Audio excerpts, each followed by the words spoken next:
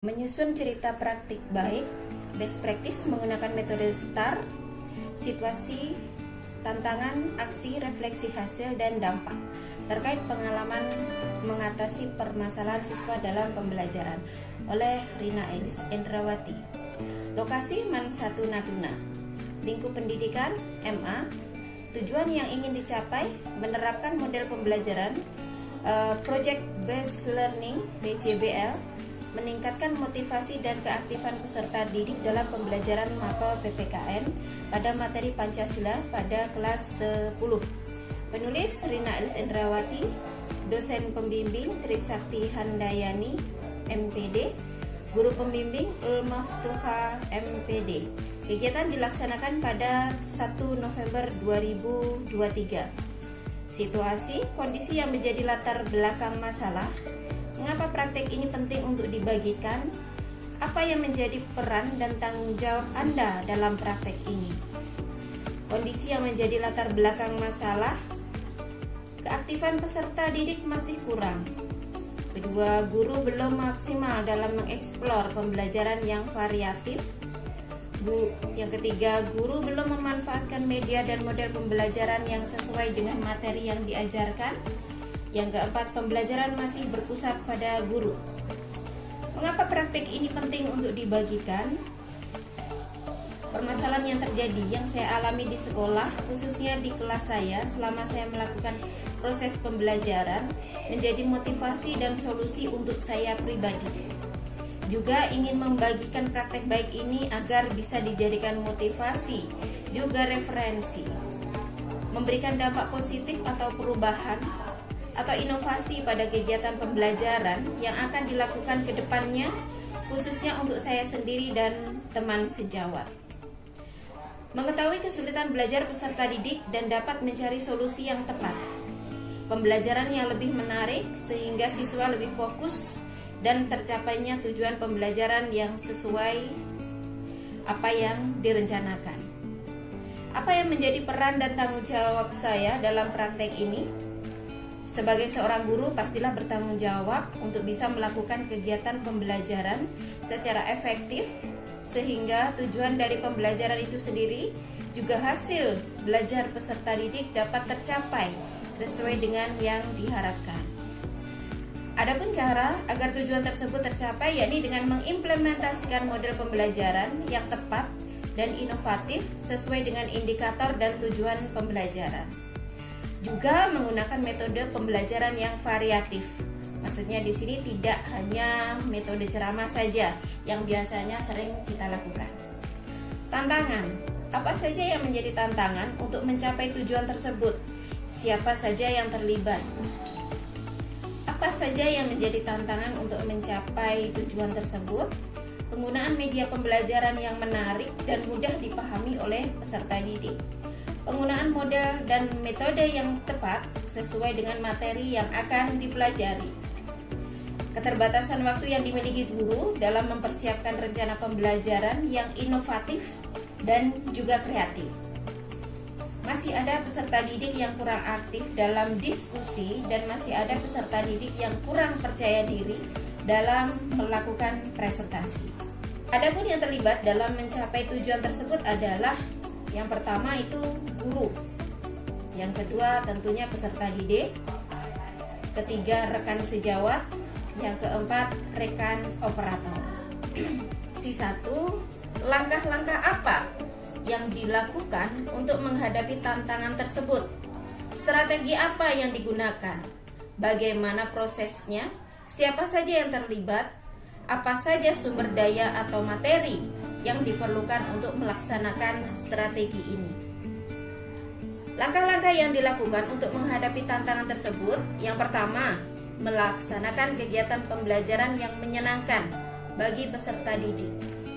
Kedua, penggunaan metode dan model pembelajaran yang tepat sesuai dengan materi. Yang ketiga, penggunaan metode dan model pembelajaran yang tepat yang sesuai dengan materi, menarik dan mudah dipahami oleh peserta didik. Melaksanakan kegiatan pembelajaran yang disesuaikan dengan sintaks model pembelajaran yang dirancang oleh guru dalam modul ajar. Yang kelima, menemukan motivasi peserta didik. 6. Menyajikan materi melalui video dan PPT yang menyenangkan dan menarik bagi peserta didik. Strategi apa yang digunakan untuk menghadapi tantangan? Memilih untuk menggunakan model pembelajaran PJBL, sedangkan untuk metodenya berupa materi bervariasi, diskusi, kerja, proyek kelompok, tanya jawab, dan menganalisis hasil kerja kelompok.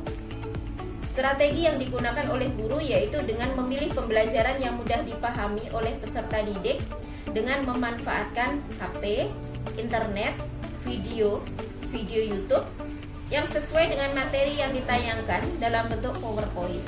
Bagaimana prosesnya untuk menghadapi tantangan tersebut?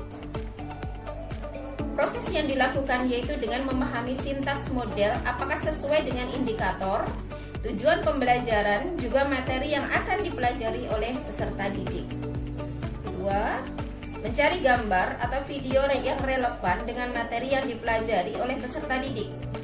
3. Merancang kegiatan pembelajaran dalam modul ajar sesuai dengan model pembelajaran yang dipilih. 4. Membimbing siswa selama proses pembelajaran dan dalam menyelesaikan LKPD baik secara individu maupun kelompok. Kelima, melakukan evaluasi dan refleksi dalam kegiatan pembelajaran. Siapa saja yang terlibat? Yang pertama, guru yang menjadi fasilitator. 2. Peserta didik sebagai subjek proses pembelajaran. Ketiga, dosen dan guru pamong sebagai pembimbing pelaksana pembelajaran. Yang keempat, rekan sejawat yang telah membantu dalam kelancaran proses pembelajaran. Refleksi hasil dan dampak.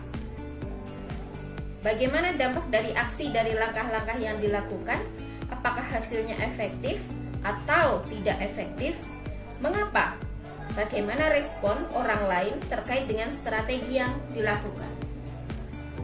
Apa yang menjadi faktor keberhasilan atau ketidakberhasilan dari strategi yang dilakukan? Apa pembelajaran dari keseluruhan dari proses tersebut? Berdasarkan hasil pembelajaran yang saya lakukan di kelas dengan menggunakan model pembelajaran PJBL dengan metode yang bervariasi, ceramah, diskusi, tanya jawab, dan penugasan dengan menggunakan media PPT dan video, mempunyai dampak bagi peserta didik. Yang pertama, tentunya dampaknya penggunaan media pembelajaran yang berbasis TPEC dalam bentuk video yang ditampilkan dalam slide PowerPoint memudahkan peserta didik dalam mempelajari dan memahami materi, lebih bersemangat dan tidak cepat bosan, sehingga keaktifan dan kemampuan berpikir analisis peserta didik dapat ditingkatkan. Apakah hasilnya efektif atau tidak efektif? Mengapa? Hasilnya efektif. Peserta didik lebih bersemangat, lebih berani dalam menyampaikan pendapat selama kegiatan diskusi dalam pembelajaran. Terlihat dari hasil dari pembelajaran peserta didik sesudah melakukan kegiatan pembelajaran. Bagaimana respon orang lain yang terkait dengan strategi yang dilakukan? Dari teman sejawat, secara keseluruhan sudah dapat mengkondisikan kelas dengan baik dan menjadikan peserta didik dapat terlihat secara aktif. Peserta didik merasa senang dengan proses pembelajaran yang berlangsung karena mereka dapat terlibat secara aktif dan kegiatannya menarik, menyenangkan, serta mudah dipahami. Hal tersebut dapat dibuktikan dengan kegiatan refleksi saat kegiatan pembelajaran berlangsung.